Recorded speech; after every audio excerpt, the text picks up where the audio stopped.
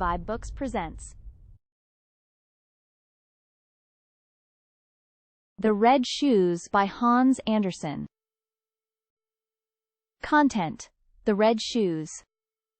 There was once a pretty, delicate little girl who was so poor that she had to go barefoot in summer and wear coarse wooden shoes in winter, which made her little instep quite red. In the center of the village there lived an old shoemaker's wife. One day this good woman made, as well as she could, a little pair of shoes out of some strips of old red cloth. The shoes were clumsy enough, to be sure, but they fitted the little girl tolerably well, and anyway the woman's intention was kind.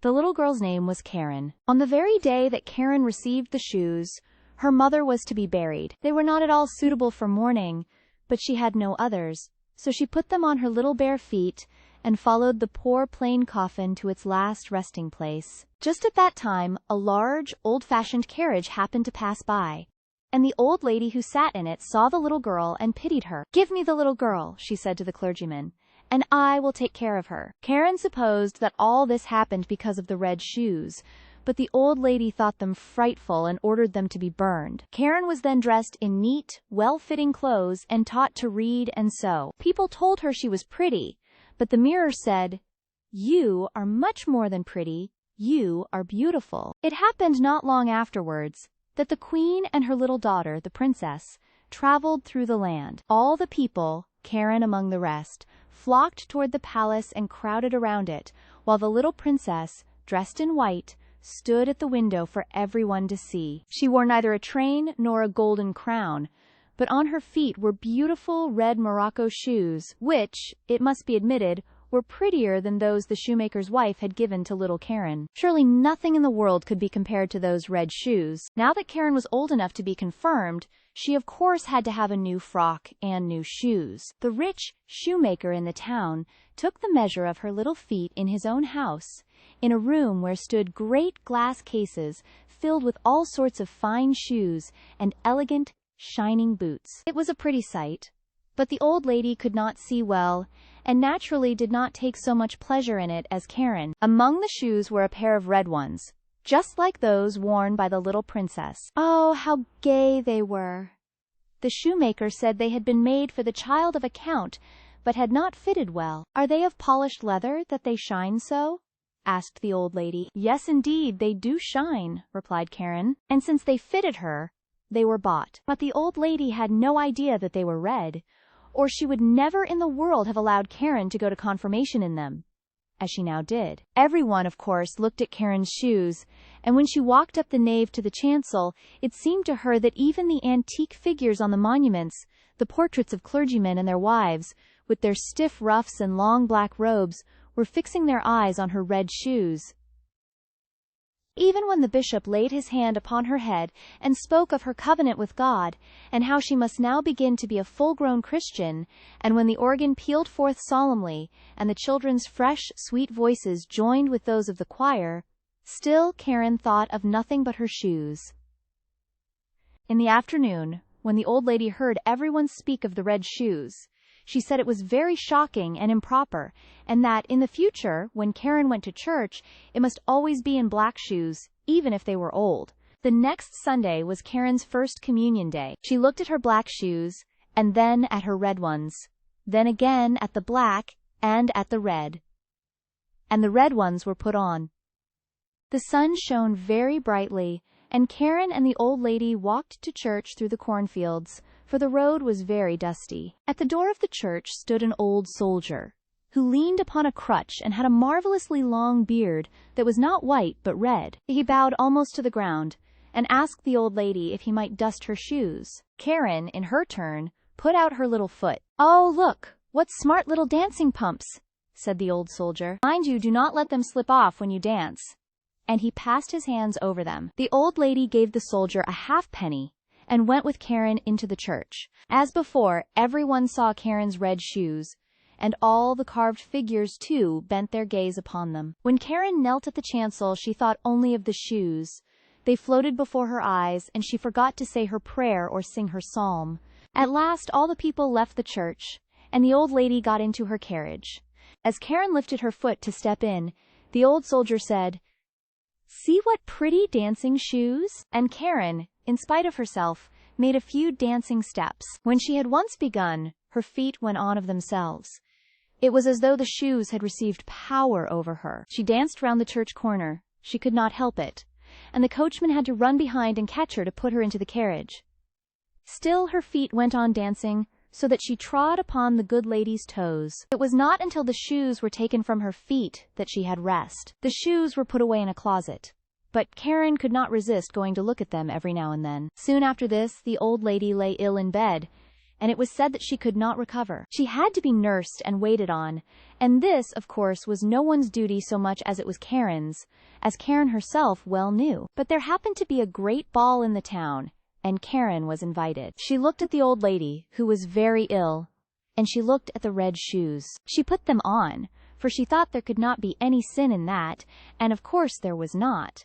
But she went next to the ball and began to dance. Strange to say, when she wanted to move to the right, the shoes bore her to the left, and when she wished to dance up the room, the shoes persisted in going down the room. Down the stairs they carried her at last, into the street, and out through the town gate. On and on she danced, for dance she must, straight out into the gloomy wood. Up among the trees something glistened. She thought it was the round red moon, for she saw a face, but no, it was the old soldier with the red beard, who sat and nodded, saying, "See what pretty dancing shoes!"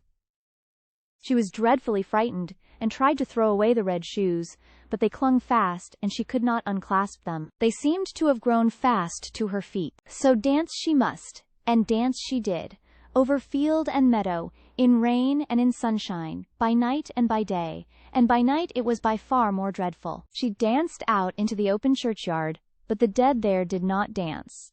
They were at rest and had much better things to do. She would have liked to sit down on the poor man's grave, where the bitter tansy grew, but for her there was no rest. Illustration.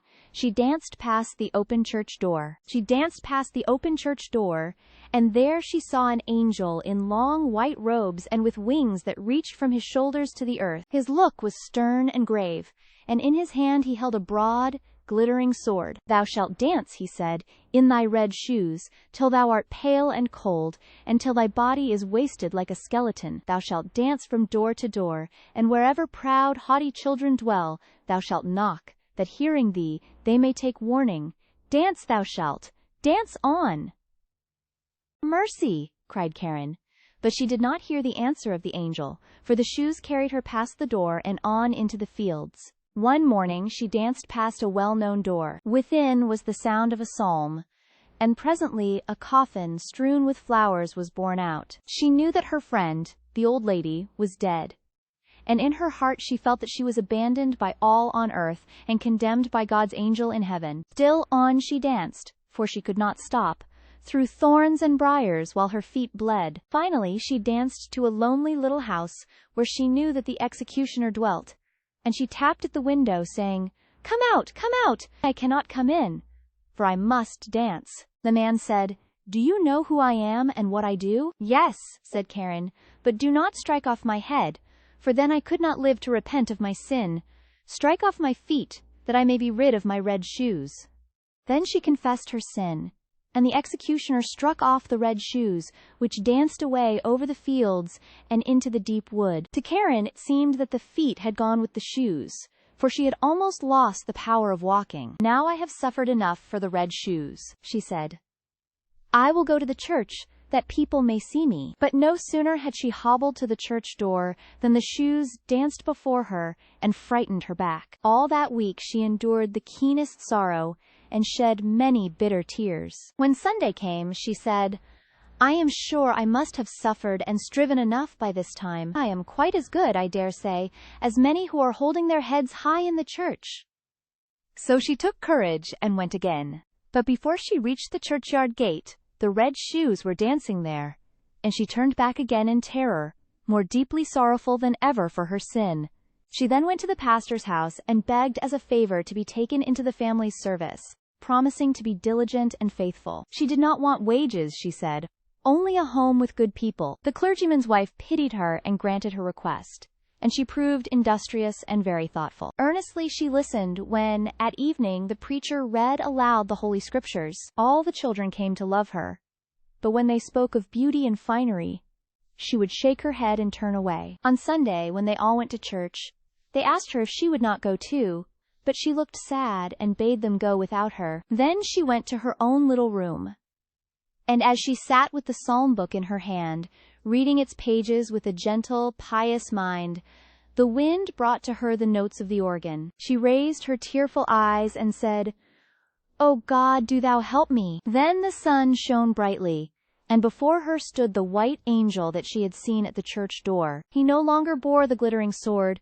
but in his hand was a beautiful branch of roses. He touched the ceiling with it, and the ceiling rose, and at each place where the branch touched it, there shone a star. He touched the walls, and they widened so that Karen could see the organ that was being played at the church. She saw, too, the old pictures and statues on the walls, and the congregation sitting in the seats and singing psalms, for the church itself had come to the poor girl in her narrow room, or she in her chamber had come to it. She sat in the seat with the rest of the clergyman's household, and when the psalm was ended, they nodded and said, "Thou didst well to come, Karen." "This is mercy," said she.